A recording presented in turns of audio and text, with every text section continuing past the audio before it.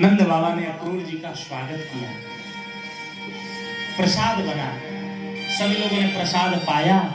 सायंकाल के समय नंद बाबा ने अक्रूर जी से जाकर के एकांत में पूछा, अक्रूर जी आप मथुरा से महाराज कंस का रथ लेकर आए हैं, कोई विशेष योजना? अक्रूर जी ने कहा, योजना यही है, महाराज कंस ने बुलाया है। महाराज कंस की आज्ञा है कि कृष्ण और बलराम को मथुरा ले आओ, मेला घुमा करके फिर वापस पहुंचा देना। इसलिए कल प्रातः काल कृष्ण और बलराम को मैं ले जाऊंगा।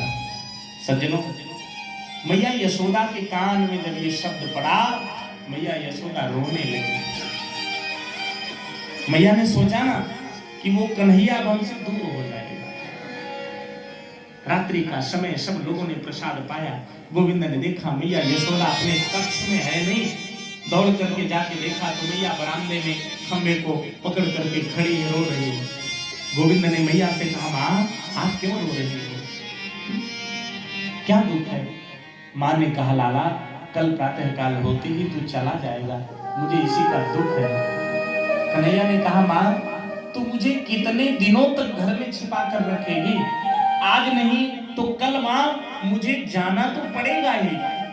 मां 4-5 दिन के बाद मैं पुनः वापस आ जाऊंगा। इधर पूरी रात्रि मैया यशोदा सोई नहीं, पूरी रात्रि मां यशोदा रोती रही। जब प्रातः काल हुआ, ग्वाल वालों ने कहा गोविंद जा रहे हैं तो मैं भी जाऊंगा मथुरा में मेला देखने के लिए। बच्चे तो बच्चे, ग्वाल वालों ने कहा कन्हैया के साथ मैं बिल्कुल जाऊंगा, रुकूंगा नहीं। ग्वाल वाल नंद बाबा सभी तैयार हुए, रथ में बैठे। जब नंद भवन का सज्जनों दरवाजा खुला तो देखा नंद भवन के सामने लाखों गोपियां आकर के खड़ी हैं, लाखों गोपियां खड़ी हैं और गोविंद को देख करके रो रही हैं। गोपियों ने कहा, हे गोविंद आपने क्या सोचा, आप हमें छोड़ करके अकेले चले जाओगे? ये कैसे हो सकता है? हम गोपियों ने संसार के सभी लोक लाजों का त्याग करके आपकी शरणागति स्वीकार की और आप हो गोविंद जो हमें छोड़कर चले जाओगे? जाए तब आप वृंदावन छोड़ करके मथुरा जाओगे। अहो विधाता न क्वचित् दया संयोज्य मैत्र्या प्रणयेन देहिनः ताश्चाकृतार्थं वियुनञ्च पार्थकम् विक्रीडितं ते भक्त चेष्टितं यथा। आज गोपियों ने विधाता की तरफ हाथ जोड़ करके कहा, हे विधाता आज मुझे लगता है आपने आज अक्रूर को क्रूर बना करके भेजा है। मेरे प्रिया प्रीतम, मेरे प्राण वल्लभ गोविंद को ये अक्रूर हमसे दूर करने आया है और गोविंद आप जाओगे नहीं? हे गोविंद अगर आप हम गोपियों को छोड़ करके जाना था तो आपने हमें ब्रज में क्यों बुलाया? हे गोविंद अगर आप हम गोपियों को छोड़ के जाना ही था तो आपने उस दावाग्नि से हमारे प्राणों की क्यों रक्षा की? हे गोविंद अगर आपको हमसे दूर जाना था तो उस काली नाग के भय से हम ब्रजवासियों के प्राणों की रक्षा क्यों आपने किया? आप कैसे सोच लिए कि आप हमें छोड़कर चले जाओगे? ऐसा कैसे हो सकता है गोविंद? मैं आपसे दूर नहीं रह सकती हूँ। हे गोविंद आप कृपा के सागर हैं, जगदीश्वर हैं। गोविंद रथ से नीचे उतरे, राधा रानी की तरफ गोविंद ने इशारा किया, हे देवी आप तो जानती हो अगर मैं मथुरा नहीं जाऊंगा तो कंस का उद्धार नहीं होगा और कंस का उद्धार नहीं होगा तो मथुरा के लोगों के चेहरे पर प्रसन्नता नहीं आएगी। देवी मेरा अवतार ही दुष्टों के संहार के लिए हुआ है, आज मैं जा रहा हूं देवी। सुखदेव जी कहते हैं, परीक्षित जैसे ही रथ थोड़ा सा आगे बढ़ा नहीं कि गोविंद को मैया यशोदा के रोने की ध्वनि सुनाई दी। गोविंद ने पीछे मुड़ करके देखा तो मैया यशोदा रोते हुए दौड़ते हुए आ रही है। सुखदेव जी कहते हैं, परीक्षित गोविंद रथ से नीचे कूद गए। आज रोते हुए यशोदा ने कहा, गोविंद एक बात बताओ, आपने हमसे एक बात अब तक क्यों छिपाई? गोविंद ने कहा, मां मैंने क्या छिपाया? गोविंद आप मेरे पुत्र नहीं हो, आप देवकी के पुत्र हो, आप वसुदेव के पुत्र हो, आप मेरे पुत्र नहीं हो।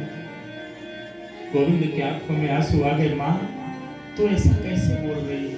मां जो प्रेम, जो आनंद, जो सुख तूने मुझे दिया है मां, दुनिया में वो सुख, वो प्रेम, वो आनंद मुझे कोई दे नहीं सकता।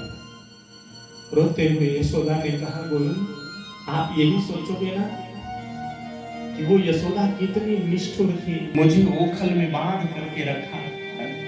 जिस यशोदा की इतनी सी औकात, ओखल में बांध करके रखा। गोविंद आप इस बात को सोच करके वापस नहीं आओगे ना, आप भूल जाओगे ना? गोविंद ने कहा, मां आप ऐसा क्यों बोलती हो मां?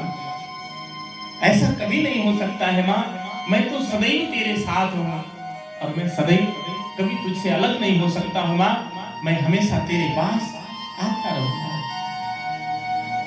मैया यशोदा ने कहा, गोविंद जा तो रहे हो, ध्यान रखना, आप जल्दी से वापस आना। और एक निवेदन गोविंद, ये खाने के लिए माखन दे रही हूँ, ये मिश्री दे रही हूँ, ये बाजरे की रोटी लाना, जब तुझे भूख लगेगी ना तो इसे खा लेना और देखना तो जल्दी से वापस मथुरा से वृंदावन आ जाना। जब तक तो आएगा नहीं ना, ये यशोदा खाएगी नहीं, ये यशोदा सोएगी नहीं, तेरी प्रतीक्षा में तेरे ही रास्ते को निहारेगी, वो कभी तुझसे दूर नहीं होगी। सुखदेव जी कहते हैं, परीक्षित आज रोते हुए गोविंद को विदा किया। गोविंद मथुरा की ब्रज की सीमा को क्रॉस करके यमुना जी के तट पर पहुंचे। अक्रूर जी ने यमुना जी में स्नान किया। भगवान ने अपने चतुर्भुज रूप का तुरावृषम ब्रजश्रियः कृष्ण विसक्त मानसा विसृज्य लज्जा रुरुदुः स्म सुस्वरम गोविंद दामोदर माधवेति। जब तक रथ का ध्वज चमकता रहा, ब्रजवासी खड़े रहे, अब कन्हैया आ जाएगा, अब कन्हैया आ जाएगा। कन्हैया आया नहीं। अक्रूर जी ने जब स्नान किया यमुना जी में, तो गोविंद ने अपने चतुर्भुज रूप का उन्हें दर्शन कराया। अक्रूर जी को विश्वास हो गया कि यह साधारण बालक नहीं है, ये तो साक्षात ब्रह्म है। चतुर्भुज रूप का जब दर्शन किया, उन्हें ये विश्वास हो गया यह कोई साधारण बालक नहीं, ये साक्षात नारायण ही है और इनके हाथों से ही कंस का उद्धार होना है। सुखदेव जी महाराज कहते हैं, परीक्षित मथुरा की सीमा पर जब कृष्ण और बलराम पहुंचे, बाहर उतर गए, खाने पीने की जो सामग्री लाए थे उसे प्रेम से खाया किया।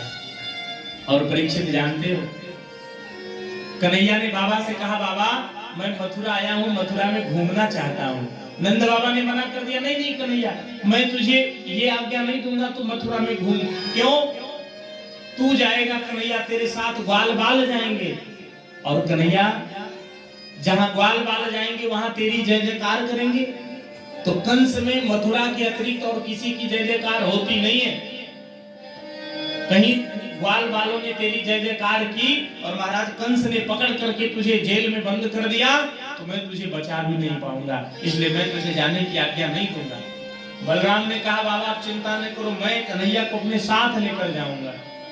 बाबा ने कहा, ठीक है बलराम, अगर तू लेकर जाने के लिए कहता है तो मैं भेजूंगा, लेकिन एक शर्त है। क्या? मथुरा में मेले का आयोजन है, लेकिन कन्हैया तू कोई सामान मेले में खरीदेगा नहीं। कन्हैया ने कहा, ठीक है बाबा, खरीदूंगा नहीं, लूट तो सकता ही। गोविंद का बचपन से अभ्यास है लूट करके खाने पीने का। कन्हैया ने कहा, लूट लूंगा। सुखदेव जी महाराज कहते हैं, परीक्षित गोविंद मथुरा की गलियों में जब प्रवेश किए तो कंस ने सख्त निर्देश दिया था, कृष्ण और बलराम का कोई स्वागत नहीं करेगा। लेकिन आज मथुरा के लोगों ने सोचा, आज मेरे साक्षात ब्रह्म आ रहे हैं, आज हम स्वागत नहीं करेंगे तो कब करेंगे? मथुरा के लोग पुष्प की वर्षा करने लगे कृष्ण और बलराम ग्वाल बालों के ऊपर। ग्वाल बालों ने कहा, कन्हैया ये देख स्वागत हम लोगों का हो रहा है, ये मामा बड़ी व्यवस्था किए हैं। ग्वाल वालों ने कहा कन्हैया हमें संकोच लग रहा है। क्यों? ग्वाल वालों ने कहा हमारे फटे पुराने कपड़े हैं और इन कपड़ों को पहन करके मैं घूमने आया हूँ मेला देखना। कन्हैया समझ गए ग्वाल वालों की इच्छा अच्छे अच्छे कपड़े पहनने की है। भगवान धोबी के यहाँ लेकर गए। भगवान ने धोबी से कहा मामा जी राम राम। धोबी ने तिरछी नजर से देखा, राम राम। कन्हैया ने कहा मामा जी ये 2-4 जोड़ी कपड़े ग्वाल वालों को उधार दे दो और जब हम वापिस आएंगे तो आपको पुनः दे देंगे। धोबी ने कहा ये राजा महाराजा के कपड़े ग्वालिये पहनेंगे? हाँ? अरे जल्दी से यहाँ से भागो, नहीं तो जो कार्य महाराज कंस को करना वो मैं कर दूंगा। मामा जी ने कहा, कन्हैया ने कहा मामा जी मैं प्रेम से बोल रहा हूँ और प्रेम से नहीं सुनोगे तो मैं सब जानता हूँ। कन्हैया ने कहा ग्वाल वालों से लूट लो जितना लूट पाओ। खूब लूट लूट के कपड़े पहने। एक ग्वाल कपड़ा पहन करके खड़ा हुआ, कन्हैया से बोला कन्हैया मैं कैसा लग रहा हूँ इस कपड़े में, इस ड्रेस में? कन्हैया ने कहा बिल्कुल अच्छा नहीं। निकाल दिया, दूसरा पहना, तीसरा पहना। ग्वाल वालों ने धोबी से लूट लूट के कपड़े पहन लिया। अब धोबी मारने के लिए हाथ में डंडा लेकर आया। कन्हैया जिस हाथ से, एक ग्वाल ने कहा कन्हैया जिस धोबी को मार, एक हाथ घुमाकर भगवान ने मारा, धोबी का धड़ अलग। भगवान ने उसे सदगति प्रदान कर। ग्वाल वालों ने कहा कन्हैया ये कपड़े पहनकर ऐसा लग रहा कि जैसे हम कहीं नगर पालिका वाले चल रहे हैं। ग्वाल वाल छोटे छोटे कपड़े, बड़े बड़े, रास्ता साफ हो रहा है। कन्हैया ने कहा एक काम करो, अपने अपने हाथ ऊपर करो।